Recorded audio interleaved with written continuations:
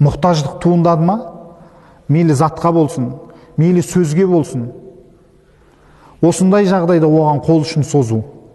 Сондай жолменен не істейміз біз? Туыстық қарым-қатынасымызды жалғаймыз, туыстық қарым-қатынасымызға берік боламыз. Және де тағы да бір жолы оларды зиярат ету.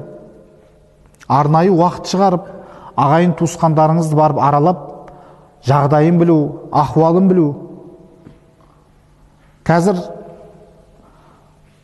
барынша жаңағыдай ағайын туысқандарға барып, көзбе-көз жағдайын сұрасаңыз, уақыт шығарып, ол мынау интернеттегі чаттағы жағдайын сұрағаннан бөлек болады.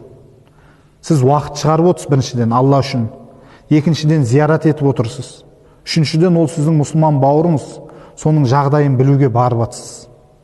Бұның барып бетпе